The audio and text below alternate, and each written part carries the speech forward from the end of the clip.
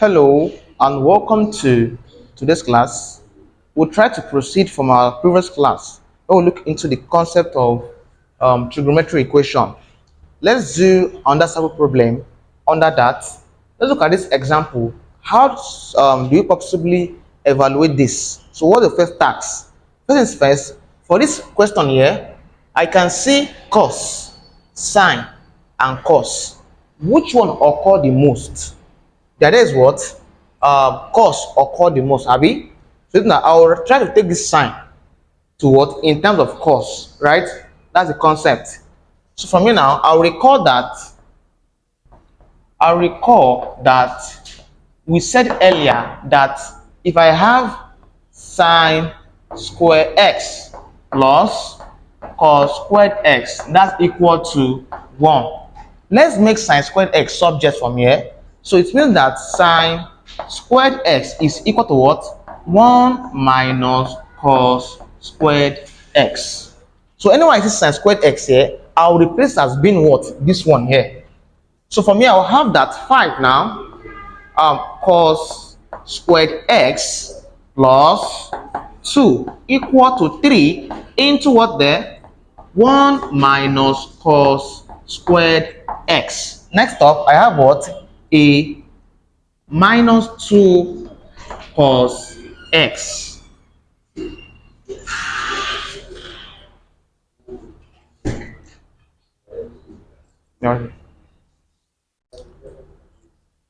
So I have a minus 2 cos x. This man here, just drop it down here. I have this. At this point, what's the next task? From here now, I'll drop this down and expand this one with 3. So I'll have 5 cos squared x. Next up, plus 2 is equal to, use 3 to expand this bracket. That becomes 3 times 1 is 3 minus 3 times cos squared x is what? 3 cos squared x. Next up, I have what? Minus 2 cos x, right? From here, what do I get now? Observe that I can easily create like terms here. I'm saying cos squared x, right? So that is quite simple now. This is an equal to sign. So I'll start with 5 cos squared x, right? Take this minus 3 cos squared x here because what? A positive 3 cos squared x, right? Next up, I'll start with what? This one. Take this one here becomes plus 2 cos x. So I picked this one, I have picked this one, right? And I picked this one too. What am I left with? These two, Abby now. So I have what there? Plus 2.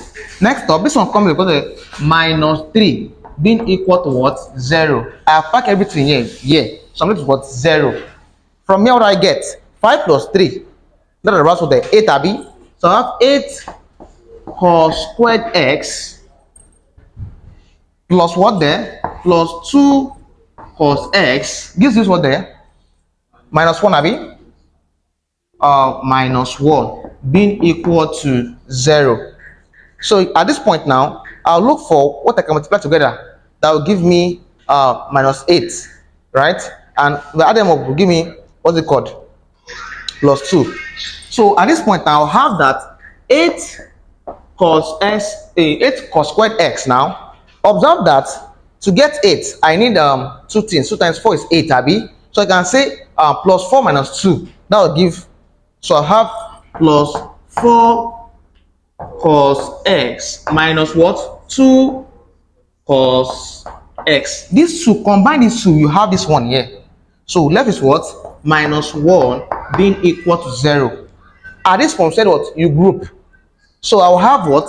8 cos squared x plus 4 cos x. Group them this way, pick them in twos. This is minus, a minus sign drops down here into what? 2 cos x minus 1 being equal to 0. Finally, what do I get from here?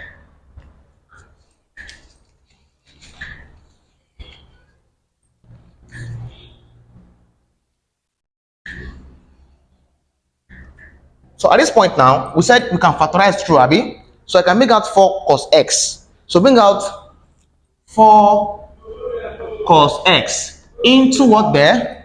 2 2 what there? 2 cos x, next up, plus 1. Combine this times this will give 8 cos squared x. This is a plus sign, the plus remains the same here. Combine 4 cos x times 1, you have what there? 4 cos x. Are you there? So from here I have minus, perhaps what's common there? Put that minus down. What's common in between 2 cos x and minus 1? That's 1. So I have minus 1 into what there?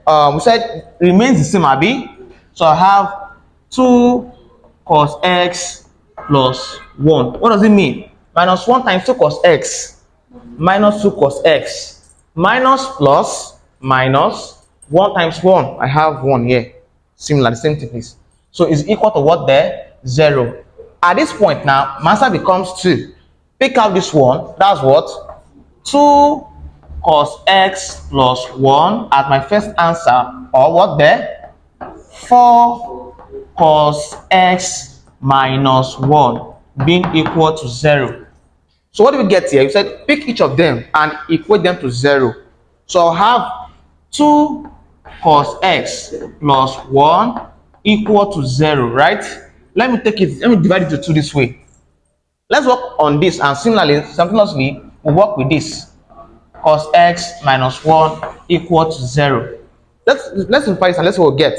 Let's get x. We said for me, how do I get x? I'll take this one here, Abby.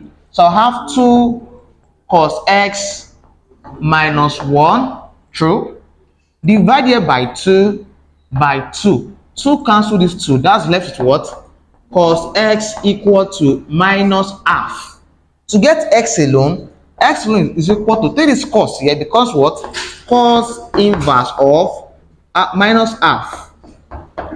Right? So what's x? 120. Oh, that we got minus 130, Abby. So minus 1. Huh? 120. No, I have a negative sign here. 120, Abby. All right. So this becomes 120 degrees. Are you there? So the idea now is that listen up. Help me punch cos inverse of half alone. What do you have? Of half. Huh? Okay, cos of half is 60. Minus half is 120. 120. So this is my answer here. So it means that cos now is positive, Abi. This answer is positive. So what does cos is positive in quadrant? That's what? First quadrant. So this is x1, Abi. So my x2, that becomes 360 minus what? 120. What's my value there? x2 is equal to what there? 1 what?